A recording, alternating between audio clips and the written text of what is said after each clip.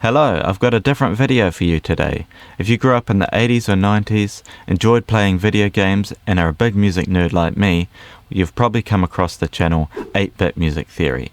And I've got the creator of that channel, Ben, to join me today to discuss some orchestration options. Thanks for coming in, Ben. Thanks so much for having me. I'm really excited to be here. I've been a fan of your channel for a long time, and it's nice to see such a high level of work from an even bigger Gil Evans nerd than I am. I didn't think that I would find that on the internet, so I'm thrilled to be here, be a part of this. Oh, thanks so much. Love your channel. And I think I told you already that I emailed Bobby Prince back in the day, who's the creator of the music of Doom. That was probably before 8-bit was even a thing. I'm not sure what the technical limitations were, but... Right. Yeah, true. So yeah, love your work. Oh, thank you very much. One thing I really like is you've selected a cool group of instruments for us to listen to.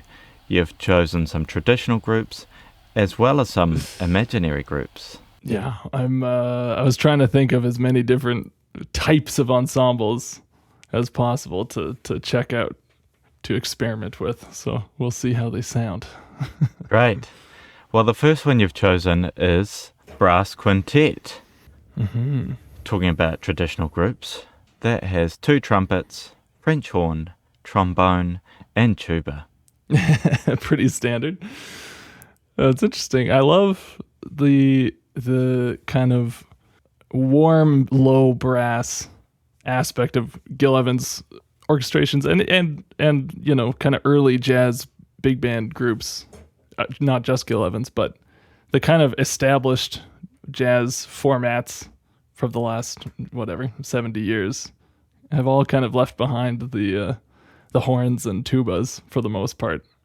So yeah, I don't know. I'm interested to hear what just a classical brass quintet ensemble sounds like in a more modern jazz context, I guess. Yeah, that's right. Here goes with Brass Quintet.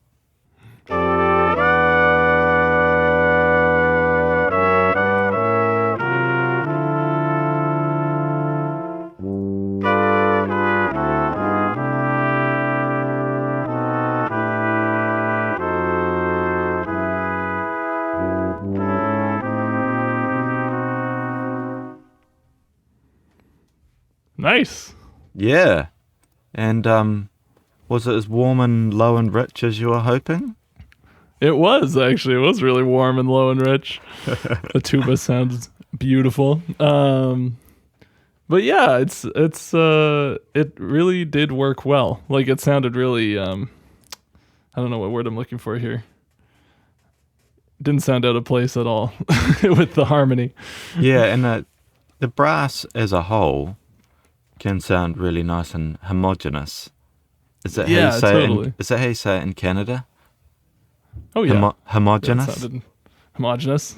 Okay, That's yeah. how we say it. Okay, just checking. You know, trumpets and trombones always blend pretty well. Obviously, we know horns are the awesome blender. Right. For a laugh, should we hear it without a French horn in the middle? Oh sure. So we're going to hear the high trumpets, and then a bit of a gap down to the trombone and tuba, to see how much of a hole that leaves or not. What do you reckon? Okay. I'm in. Let's see. All right, here it is.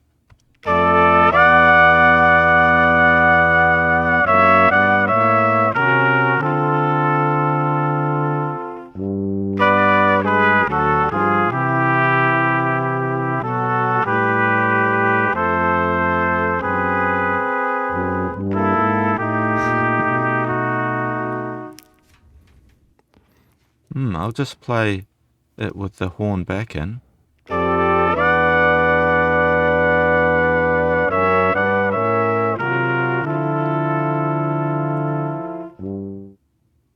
Yeah, what do you reckon? Interesting. It sounds a lot more brassy without the horn gluing it together, you know? Yeah. A lot more bright. Yeah. And without the horn, I mean, it sounds brassy, but did it feel like it had a hole to you or not? It kind of, well, I think it kind of did. It was very, definitely didn't blend as well, where you could really hear like the trombone kind of standing out in a way that I couldn't, at least with the full ensemble. Felt a lot more cohesive. Yeah, I think you're right. Which could be partially just having a gap in the harmony, that could have contributed to that too. But yeah. All right, are we going to rank this brass quintet combination? Maybe we go top, middle, or lower notch. Okay, sure. Well, I don't know. It's always tough to rank the first one, Yeah. But I'd say top. I could definitely see using that as a color a lot. That seems very flexible, usable. Yeah, for sure. And in terms of maybe an 8-bit gaming situation, that could be when you find the last diamond. Yeah, sure. I'm not sure what game I'm referencing. Get score some heroic adventuring. Yeah, that's it. Some brass quintet. Okay, next we've got wind quintet. This is another very traditional group with a flute, clarinet. We've got a cor anglais though instead of an oboe, but that's often a oboist will double. A horn. That's a French horn, and bassoon. I'm excited about this one. Yeah, me too. And it's sort of lucky that the horn gets to join the winds, isn't it? Yeah, true. Yeah, an odd one out. Yeah, but no, it's good. The wind quintet is not known for their blend. Not known for their cohesive sound. So it'll be an interesting comparison with the last example. Yeah, good point. Okay, here it comes.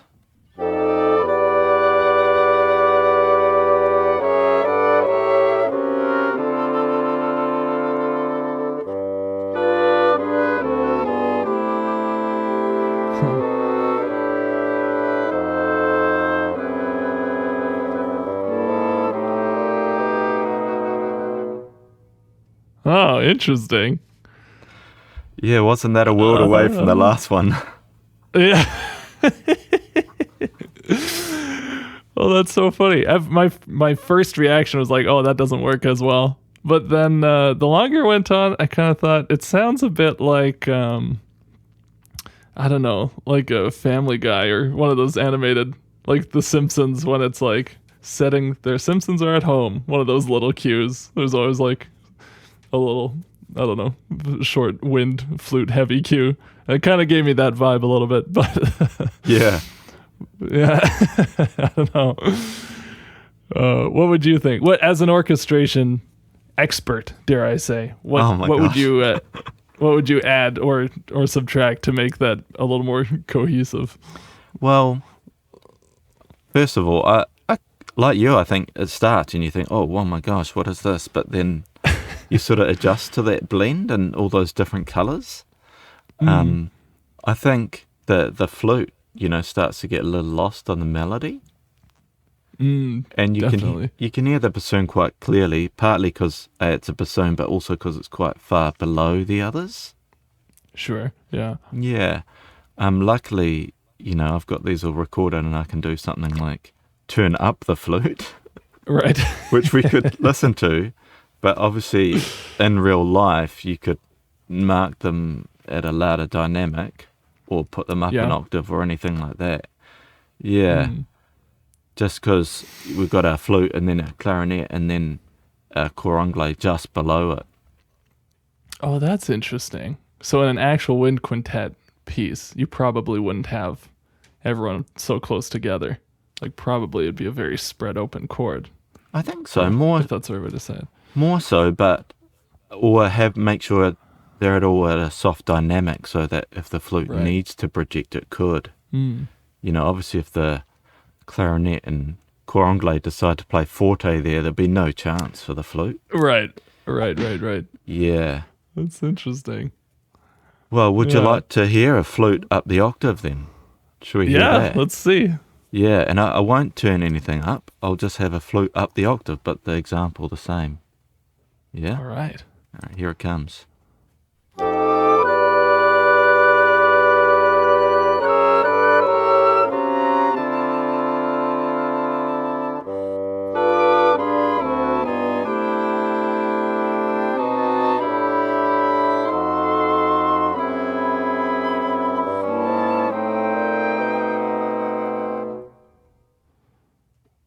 So that actually worked a lot better. Oh, there you It's a go. lot more clear. Yeah, there you go. You know what it is? It reminds me of the Jungle Book soundtrack. I don't know if that's an appropriate comparison because I haven't watched the Jungle Book in a long time, but that's what comes to mind. So it sounds like the Jungle Book. I don't know why. I actually don't know that one, so yeah, that's interesting. Oh, yeah. I used to not like putting the flute high. I used to think, I don't necessarily want that. I call it often a floral edge on my videos. Right. But it actually has more color. Mm-hmm. Yeah. No, I see what I'm not a huge flute fan in general, but I can see why you would bump the flute up super high if it helps bring everything together more. Or it helps the music be more focused. Yeah. Any other combinations you'd like to hear of that or a variation? Do you have any bass? You have some bass clarinet, right? Yeah, you know I do. That maybe. Yeah. What if we add flute back at the original octave, but we have a bass clarinet on the melody an octave down? Oh, okay. Let's see. Because that will hopefully add some solidity to that melody. Mm-hmm. And obviously the nice color of the bass clarinet. Yeah. Right. You want to try that? Okay. Let's give it a go. Okay. Here it comes.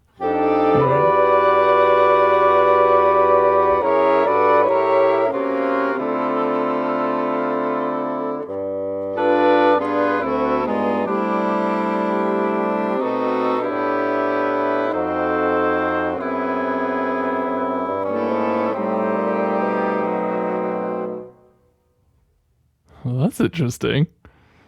Can you play it just a little bit without the bass clarinet, but the flute's still down an octave? Sure, here it is.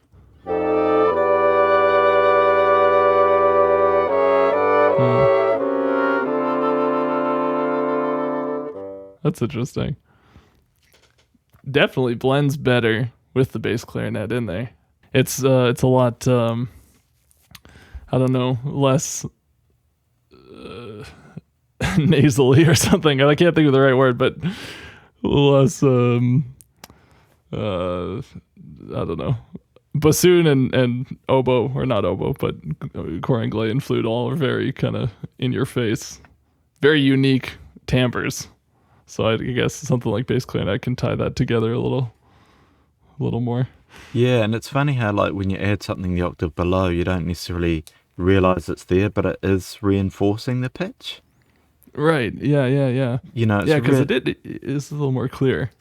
Yeah, and it's hard to pick out bass clarinet in that, but you think, I can hear the melody some more. Yeah. Yeah. That's so interesting. Isn't it? Just for a laugh, I'll play, well, it may not be funny, but I'll play the bass clarinet and flute just in the octaves so we can hear that. Sure.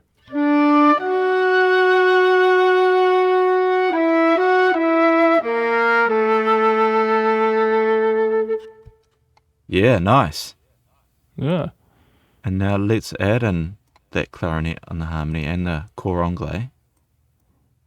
Yeah, that fills it out.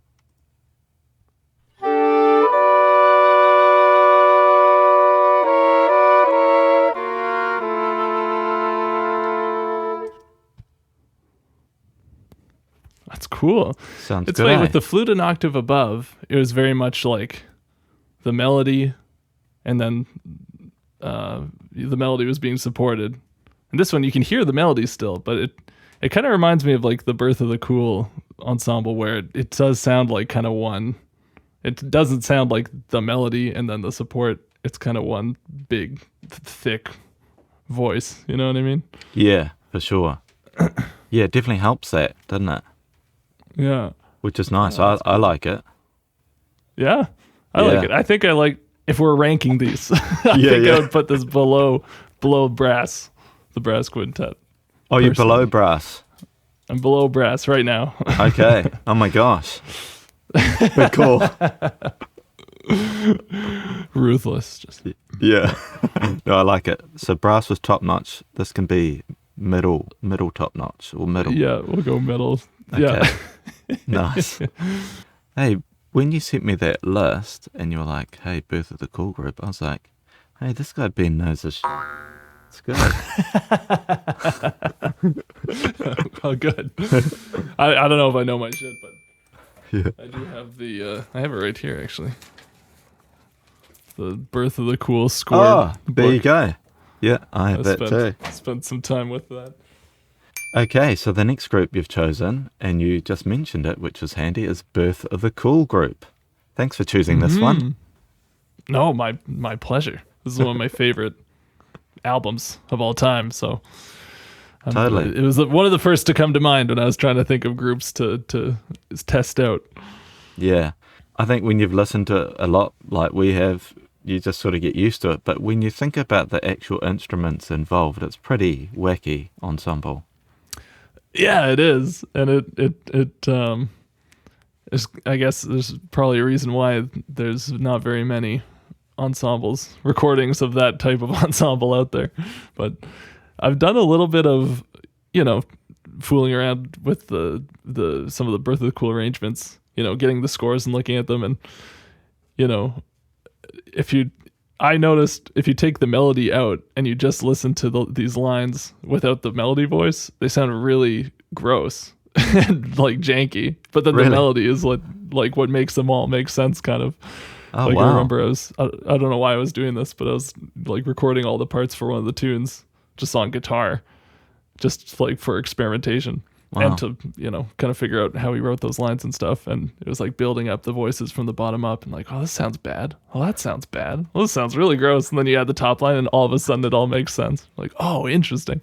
Oh, wow. But we'll see if this is a similar, Yeah. has a similar Oh, that's a effect. good effort. Did you do that with a Gil Evans one or a Jerry Mulligan or both? Oh, which one would that? I think I did that Boplicity. So that's Gil Evans, right? Yeah, it is. Yeah. Okay, yeah, and it's quite a really dense, thick harmony on that one. Yeah. Yeah. Yeah, maybe Jerry Mulligan's were a little less out there. Maybe. Maybe. Yeah, he likes his contrapuntal lines more, which tends to have a clearer... Yeah. Not all the time, of course, but yeah. Sure. Okay, so for this one, we got trumpet on top, of course, which would have been Miles. And we've got alto sax with it. We've got the baritone sax playing the octave down. And this time we've got a clarinet on the harmony. We don't have a recorded alto sax for that one, but the clarinet will do. Horn on it in a harmony, trombone on it in a harmony, and of course tuba on bass. And we're going to have the acoustic bass as well to try and emulate that Birth of the Cool sound. Excellent. All right, here it comes.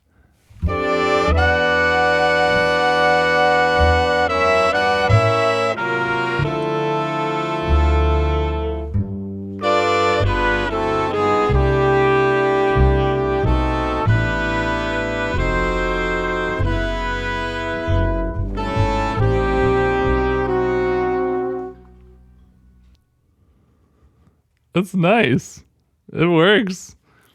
Oh, good. It seems like, especially after the last two examples, it seems like a kind of like it's less of a homogeneous blended voice than the brass, but it seems more of a homogeneous blended voice than the wind ensemble.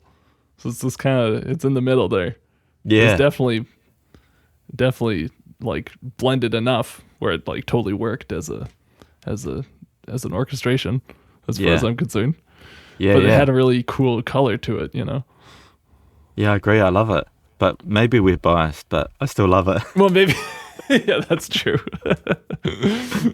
The only thing I heard, or maybe we'll try this, or you can think about what options you want to hear, is I thought about just taking the alto sax out.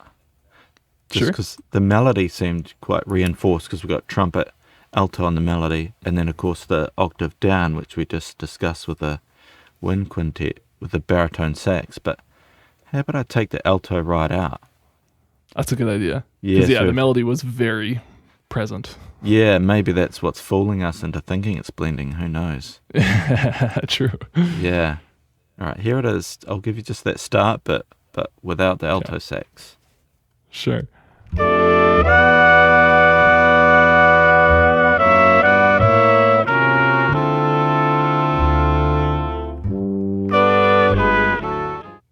think it's still. What do you think? Yeah, I think it still works. It was different though. Yeah, definitely less present, the melody, but still, like, it wasn't hard, especially compared to that wind example where it was just the flute down an octave, and you know, that was like very tough to hear. Yeah, having a trumpet, the trumpet and bari in octaves, I think, is a very strong combination, you know. Yeah, I quite like it because the funny thing about baritone saxes is when it's not in its bottom register, I think it's often quieter than people think. When it's down low and it's doing those funk lines like border, you know, it's massive. But as soon as it's a bit like bass clarinet, you go up and it just gets a little more strained and reedy. Mm-hmm. Yeah, so having that reinforced is sort of fun. Mm-hmm. Yeah, definitely. And rather than, say, reinforcing trumpet with trombone, like a more similar color, that would probably stand out more, right? Because you got the power of the blend of the brass. Right. Yeah. I guess this is almost a brass ensemble, you know? Like the bari, because I don't know about, you don't really hear the bari so much as it just reinforces the melody. And then without the, alto in the original album or clarinet in this example, it is just a brass ensemble. So it does sound very brassy still. Yeah. Yeah. Hey, is there any combo of that or difference you'd like to hear? We could try without the bari, have just the melody on top and see what that does to it. That might be interesting. That's a good idea. Okay, so now we've got trumpet on top, clarinet on a harmony, horn on harmony, trombone on harmony, tuba on bass, and acoustic bass. All right, here we go. All right.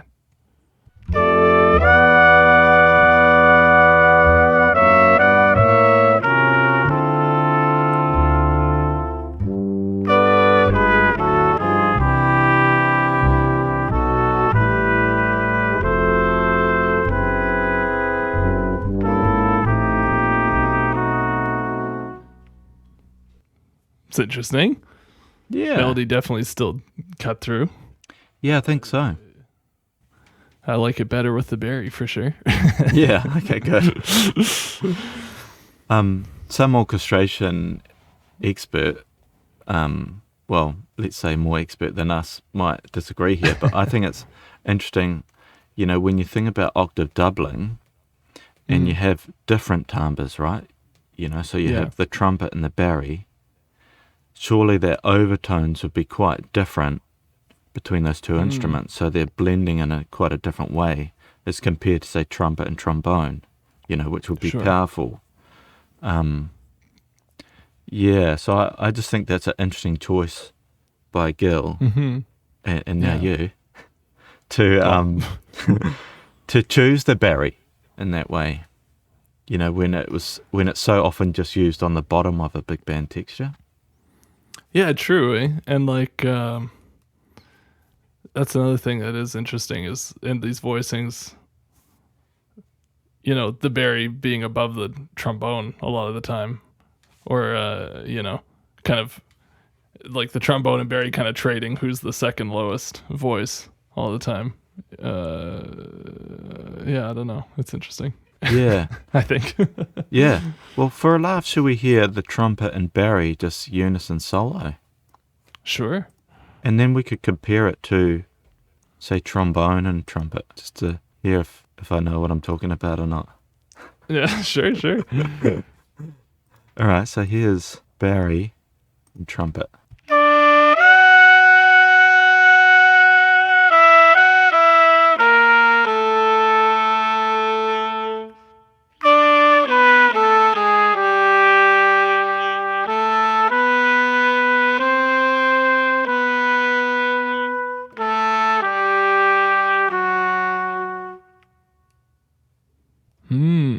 Nice. Okay, here it is with the trombone down the octave.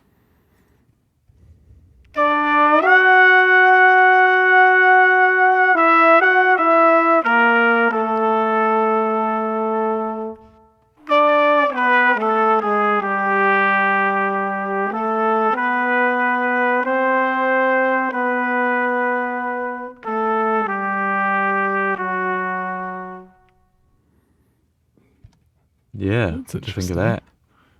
What do you think? Well, yeah, I think the trade-off is power or color, if I had to diminish it. With Yeah, trombone, it's like, that's powerful. It's totally. almost like the trumpet's like a harmonic of the trombone. And then Hmm. the bari, yeah, there's less blend, but there's more color. Yeah. Yeah. Yeah, it's interesting. There's less blend, but well, yeah, exactly what you're saying. More color. Interesting, like, I don't know, woodiness added Yeah. to it. In terms of if I'm making another gaming reference, trumpet, trombone, definitely found a sword in the woods. Right. Bari, trumpet, maybe you're looking around in the woods. Right. Trying to find a sword. Yeah, is there a game that you would use the Birth of the Cool group for the soundtrack of? I hope so. I hope What someone's kind of game would listening that out be? there. Please, Yeah. someone do it. Yeah. Actually, we'll write it. That'll be fun. Yeah. Oh, I see. Yeah, let's do it. Yeah, yeah. Cool. Okay, are we Very ranking cool. that one? Oh. Ooh. I mean, I am biased, but I think that was my favorite so far. Ah, good call. You've already done a top notch, so you're going to have like a upper notch? Yeah, I guess so. I gotta keep moving them around, sliding them Yeah. around. Okay, nice. So next we got Reed Quintet, which is, I thought it was one of your imaginary groups, but maybe not from the sounds of it. No, there are. I just discovered in the last, I don't know, 6 months or so. There are at least 2 reed quintets working in the world right now, and it's a really interesting sound because it's basically a wind quintet, but instead of flute and horn, you have alto sax and bass clarinet as well. So the oboe ends up taking a lot of the melodies. And I found the bassoon and bass clarinet together can there's a lot more energy in the low end because it's not just a bassoon holding down all of the lower register. But then also sometimes when you can harmonize them in a way, like put them in fifths or something, and it sounds like a synth, like a nasty like sawtooth synth or something. So there's some really cool applications. And so I thought when I was racking my brain for different combinations to try out, I thought, I should see how this sounds in a reed quintet, see if there's ever if it seems like there's a practical application to choose a reed quintet over a wind quintet, say. Oh, yeah, that's true. I like that. Yeah. And the different options in the bass is a good idea, isn't it? You're right. Otherwise, it's pretty much only bassoon and bits of horn that can do the bass in a traditional wind quintet. Yeah, totally. I like it. Well, let's see. Yeah. And we've got oboe, an alto sax on melody, clarinet, cor anglais, and bassoon on the inner parts, and a bass clarinet on the bass. Okay, here we go. Let's see.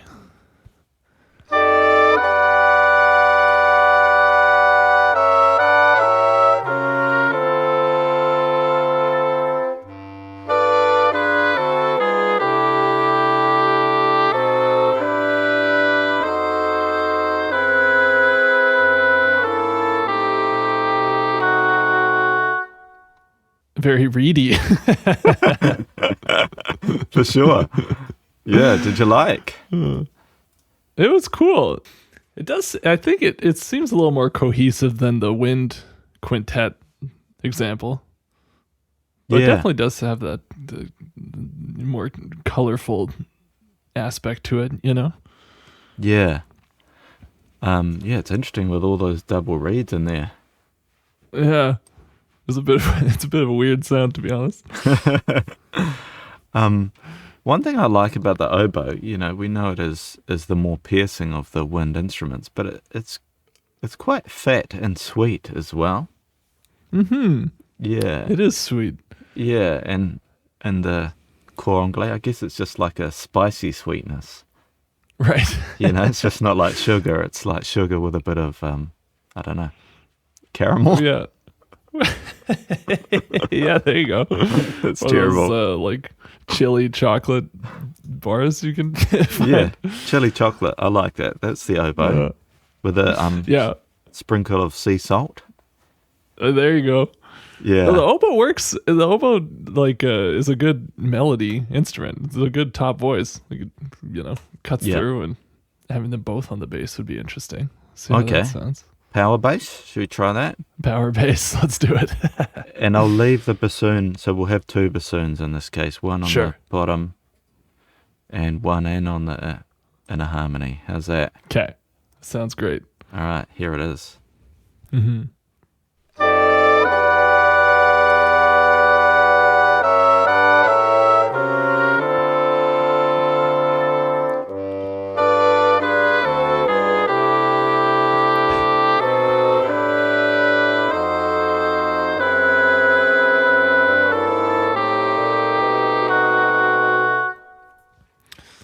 That is a power bass. Isn't it? Yeah, it's interesting you talked about a synth when you talked about those two combining, just because I feel like even though they're both woodwinds and wood and have reeds, they're so different, that somehow they probably combine in a really fun way. Yeah. Should we hear just them just together? Yeah, sure. Yeah, here it is.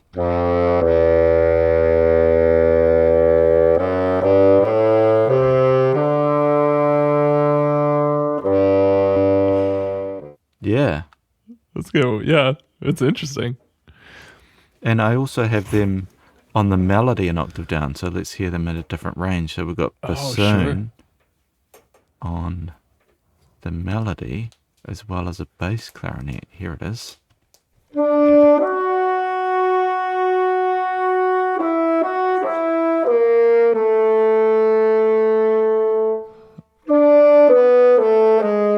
That is so interesting.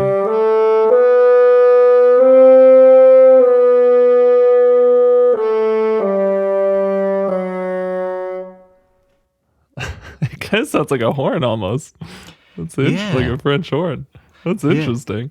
The way they blend is amazing. It's like the bass clarinet sort of takes up some part of the bassoon, and you hear just like this buzzy resonance or something. Yeah, totally. Shall I try alto sax and oboe on the melody alone? Yeah, sure. So we can hear that. And I suspect as it starts, it's going to be sort of more piercing, but as the alto comes down into its more comfortable range, it'll be sweeter. Oh, okay, sure.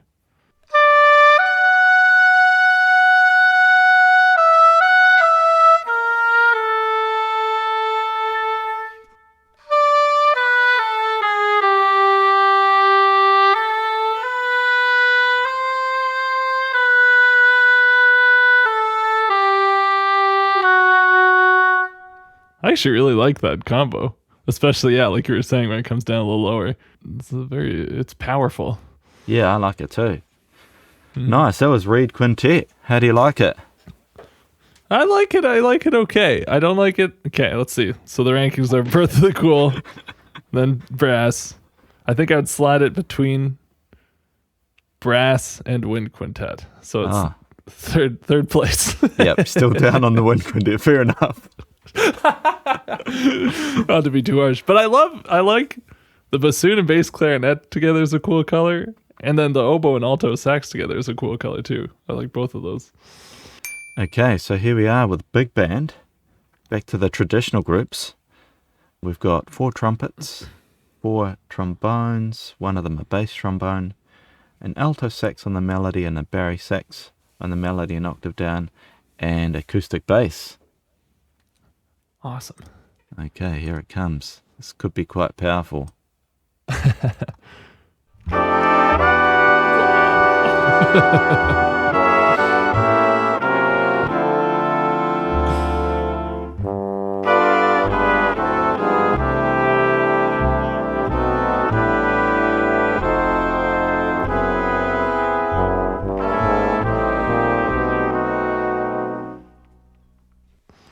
That was powerful, man.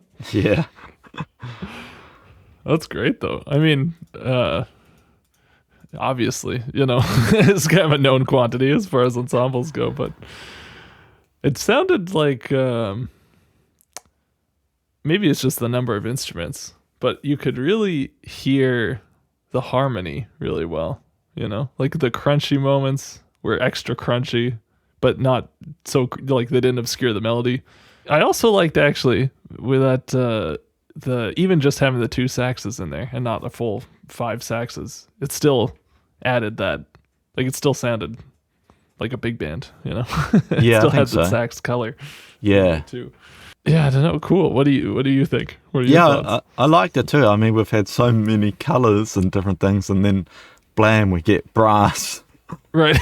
And hey, it sounds good. You can't mock it, can you? I mean, Yeah. similar instruments sounding good together. Totally. Yeah.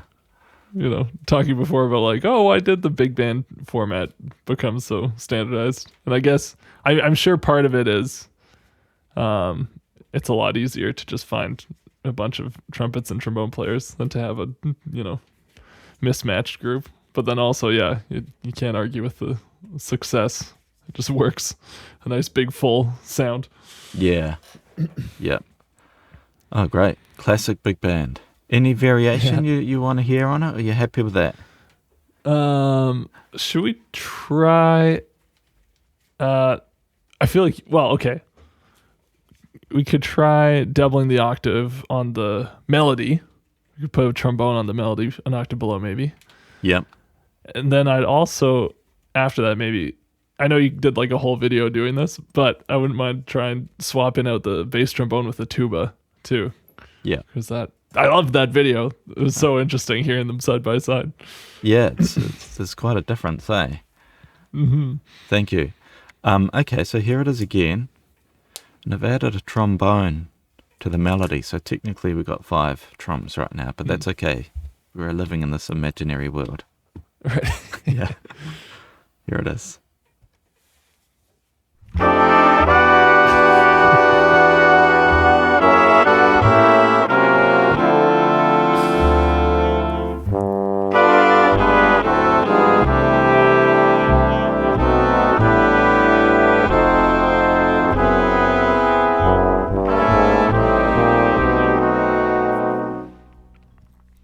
It's so huge. It's massive.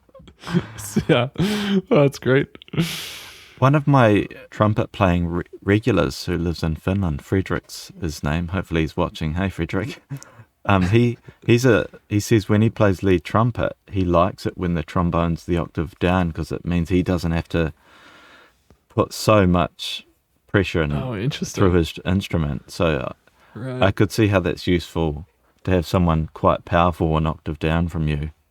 Right. Oh, that's interesting. That's a whole other thing that you don't have to think about when you're using imaginary ensembles. But yeah, like what makes it easiest for the performer to give the best possible performance. Yeah, especially if this is the 3rd hour of a gig. Right. Yeah, exactly. Yeah. Oh, man. Oh, Okay, that's cool. let's try your suggestion and swap the bass drum for the tuba. Yeah.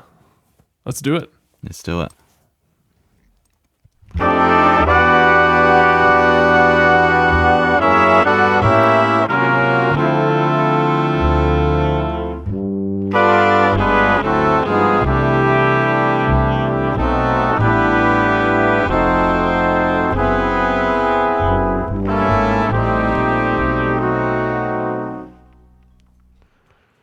I'm kind of amazed at how big a difference that makes to the feeling, It's so much less in your face all of a sudden.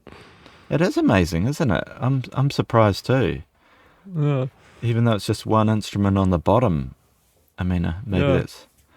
I always like to talk about how the bottom should sound good as well, maybe I'm proving my own point.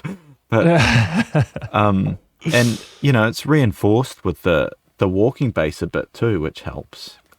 Right. Yeah. So it's still strong, it's still present, but yeah, it's so much more, I don't know what, pillowy. Yeah, that is a good word for it. I like it, pillowy. It's tough to describe music with words. It sure is. Yeah. Hey, that's right. Yeah. That's why we do music. Yeah. Nice. Well, shall we move on to your last selection, which is Last one. Super Wind Group. Oh, hang on. We didn't rate big band. Oh, the tier yeah, list. true. Ooh. This is a tough one. I think I gotta do because like we were saying, you can't really argue with that it's a successful group, but if I'm just thinking my own preferences, I think I would put it underneath the brass quintet.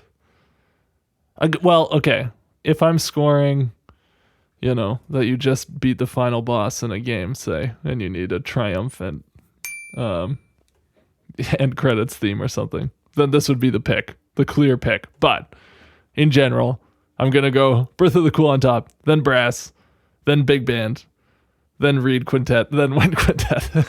Okay, I like it. Yeah, good choice. Yeah, sorry, putting the pressure on you there. Okay, so in Super Wind Group, this is one of those imaginary groups we were talking about because we've got 8 flutes. They're in octaves. We've got high oboes, oboes and core anglais, bassoons, clarinets, and bass clarinet and bassoon on the bass line. And just for fun, we've added in 4 French horns as well, as you do. As one does. Let's see. Will this sound like a concert band? Yeah, Will true. it sound like a mess? I don't know. Yeah. We'll have to find out here. Okay, here it comes.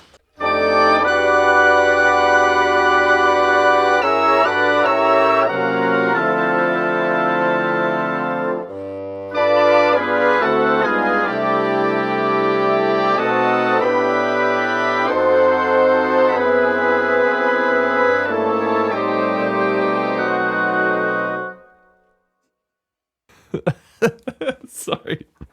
That first note, this first high note was just, whoa. That was kind of cool. It was a cool sound, cool group. Totally. Yeah, I like it. Yeah.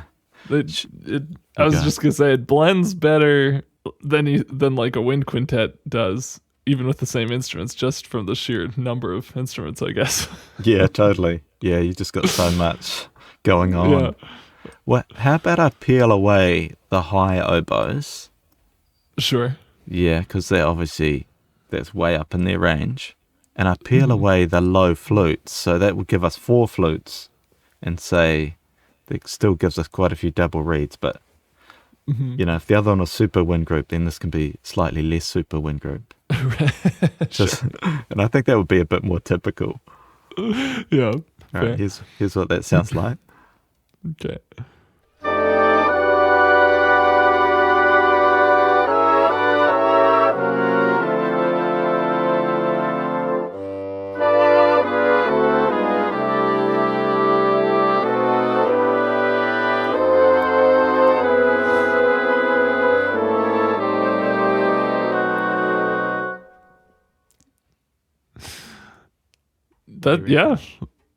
It's probably sounded a little nicer than the first one, a little less piercing. Yeah. Agreed. Yeah, any combination you'd like to hear? Should we try taking out the horns and having it be just winds and not including the honorary wind? I like that. I like that very much. And I'll keep the flutes and the oboes, how we change them there. So, we'll see how Good much, call. if this is more obvious to hear at all without the horns in there blending it all up. Mm-hmm.